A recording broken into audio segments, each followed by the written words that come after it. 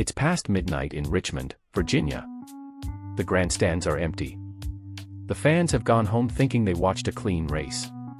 But under the fluorescent lights of a garage bay, a NASCAR official is running his hand along a fender that isn't supposed to be there yet. Somewhere, not far from the track, a driver who hasn't smiled after a race in 9 weeks is finally sleeping well. He has no idea his night isn't actually over. That driver is Chase Elliott, and that race is the Cookout 400 at Richmond Raceway, held on August 15, 2026. On the surface, it looked like a normal Saturday night of racing. Underneath, it was anything but. Because while one story was being written about a comeback, another story was quietly being written about a teardown. Before we get into what happened after the checkered flag, if you're new here, this channel is NASCAR Voltage, and we break down exactly this kind of story, the stuff that happens after the broadcast ends. We're closing in on 500 subscribers, and every single one of you clicking that button genuinely helps this channel keep bringing breakdowns like this one. So if you haven't already, hit subscribe, drop a like, and if you've got a prediction on how this ends, put it in the comments. I read every one of them. Now, back to Richmond. The headline of the night belonged to Joey Logano. The three-time Cup Series champion held off Chase Briscoe by just 0.392 seconds to win the Cookout 400, his second victory of the 2026 season and the 39th of his career.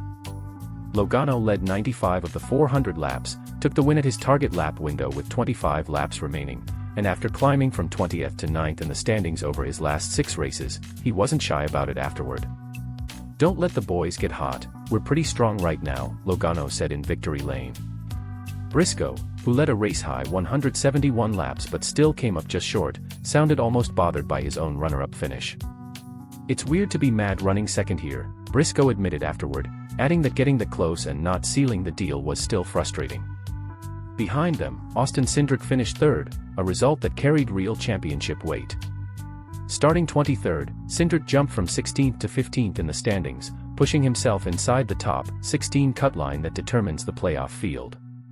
Denny Hamlin finished 4th at his home track and left Richmond holding a 115-point lead over Blaney, who started from the pole after winning the Busch Light Pole Award but slid all the way back to 13th by the finish. Now turn the camera to car number 9, and a different story was unfolding. Chase Elliott crossed the line in 5th place, his best finish since a win at Texas back on May 3rd, and his first top 10 result in 9 races. For a driver who won the 2020 Cup Series championship and had spent most of 2026 looking nothing like a champion, a top 5 run at Richmond felt like proof of life. Kyle Larson, who started 30th, worked his way up to 6th, and Christopher Bell finished 7th despite battling handling problems most of the night. Bell was blunt about it afterward. "We probably took a 12th place car and finished 7th with it," he said, adding that it stung whenever the leaders caught him late. All 4 Hendrick Motorsports cars, Elliott, Larson, William Byron in 9th, and Alex Bowman in 10th, finished inside the top 10, the first time that had happened for the organization all season. It was the kind of night that gets replayed in highlight reels as a redemption arc. But this is NASCAR. And in this sport, the race isn't actually over when the checkered flag drops. NASCAR's primary post-race inspection, completed in the Cup Series garage late Saturday night, came back clean. No issues were found, and Logano's win was declared official. That part of the story wrapped up quickly and quietly. The next part didn't. NASCAR selected 4 cars for additional scrutiny at its Research and Development Center in Concord, North Carolina. One by one, the names came out: Austin Cindric, Christopher Bell, Shane Van Gisbergen, and Chase Elliott's number 9. 2 of those cars, the number 9 and the number 20, are headed for a full teardown. All 4 engines, from the number 2, number 9, number 20, and number 97, will undergo dynamometer testing, a far more invasive process than anything that happens trackside. NASCAR reporter Dustin Long was the first to report the inspection results, confirming the trackside result was clean before adding that those specific cars were being sent back for further checks. So while one half of Hendrick Motorsports was celebrating a signature run, the other half was already loading that engine onto a truck. It's worth being precise here, neither the outlets reporting on the story, nor NASCAR itself, has indicated at this point that anything improper was actually found on any of the 4 cars. A trip to the R&D center is a routine part of NASCAR's inspection process, not an accusation, and NASCAR regularly sends cars back for dyno testing and teardowns as a standard check on the Cup Series top finishers and playoff contenders. But routine doesn't mean low stakes, and this particular version of routine landed at the worst possible time on the calendar, for the worst possible team, at the worst possible point in the season for Elliott's number 9 group. Zoom out, and Elliott's 2026 season has been a story of a former champion who has spent most of the year looking nothing like one. That context is exactly why a sudden jump to 5th place divides people. Skeptics see a pattern, loyalists see a breakthrough, and both reactions are happening about the same result. Only 2 regular season races remain before the 16-driver playoff field locks in, New Hampshire on August 23 and Daytona on August 29. Every point between now and then carries weight it wouldn't carry in June. The standings only sharpen that pressure. Denny Hamlin leads the points with a 115-point advantage over Ryan Blaney. Elliott sits 6th in the standings, just ahead of Christopher Bell in 7th, both already inside the number needed to make the chase field but still fighting for playoff points and seeding. And Elliott's team wasn't the only Hendrick Motorsports car under a microscope that weekend. Alex Bowman's number 48 was pushed back into the garage for inspection before the race even started, while most of the field was already lined up on the grid. NASCAR reporter Colin Ward described the scene on X, writing that Bowman's car had been pulled back into the garage with officials around it while most of the field sat ready to race. Bowman went on to finish 10th, but for a few tense minutes before the green flag, all eyes were on Hendrick's stable, not just Elliott's. The financial stakes of an R&D center trip are not hypothetical. Earlier this year, Chase Briscoe was docked 100 points and his crew chief was suspended 4 races after NASCAR found a modified spoiler base following inspection at that same facility, back when Briscoe and Cindric's cars were the fastest in single-car qualifying and both were sent back for a closer look. In that case, Briscoe's car came back with an issue and Cindric's did not, proof that being selected for the R&D center says nothing on its own about which of the 4 cars, if any, will actually come back flagged. Under the current next-gen era penalty structure, a violation found during teardown can cost triple-digit points, a hit that, with only 2 races left on the calendar, would be close to unrecoverable for a team fighting for playoff positioning.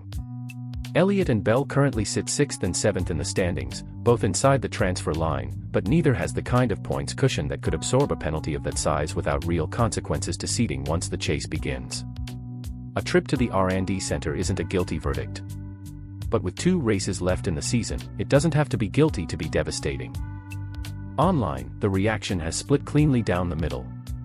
One camp sees Elliott's run as proof that Hendrick Motorsports has finally found real speed heading into the postseason push.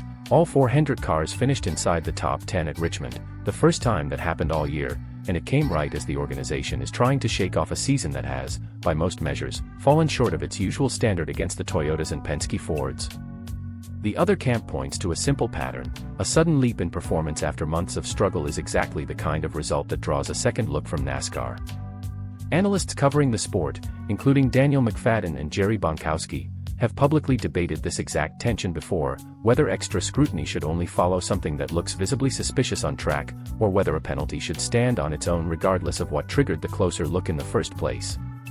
That debate isn't new to this weekend, but it's exactly the argument playing out again in real time across NASCAR message boards and comment sections right now. There's one more wrinkle from Richmond that adds to the pressure on the number 9 team. During the race, Elliott was handed a vehicle interference penalty for cutting through Chase Briscoe's pit box while entering his own stall, a call that sent him to the tail of the field for the restart. Elliott addressed it afterward, saying the tight pit road layout left him little room to maneuver. All I was trying to do was just take as much room as I could to get back straight and not cause another issue at the end of the pit stop, Elliott said, adding that he had gotten too aggressive with the move. It's a small detail next to an engine teardown, but it's proof that Elliott's number 9 team was already under the microscope from more than one angle before the checkered flag even fell. So where does this actually go from here? Picture the best-case version first. The engine comes back clean, just as it did for Cindric's car back at Daytona earlier this season. The 5th-place finish stands exactly as it was scored. Elliott keeps his spot in the standings, Hendrick Motorsports walks into New Hampshire with real, validated momentum, and the redemption story locks into place right before the playoffs begin. In that version, this entire inspection becomes a footnote, a routine check that happened to fall on the same weekend as Elliott's best run in months, nothing more. Now picture the other version, narrated with the same intensity. NASCAR finds something. Elliott loses points at the exact moment there's no margin left to lose them, dropping him closer to the very cut line he's currently sitting comfortably above. Instead of walking into the playoffs with a story of resilience, the number 9 team spends the next 2 weeks explaining itself to cameras instead of racing for position, and a season that was already defined by inconsistency picks up one more complication right before the games that matter most. History says most cars that go to the R&D center come back clean. But most isn't all. And Hendrick Motorsports, of all organizations, knows exactly what the exception looks like. Clean engine and a real redemption story, or is Chase Elliott's comeback about to get complicated before it even starts?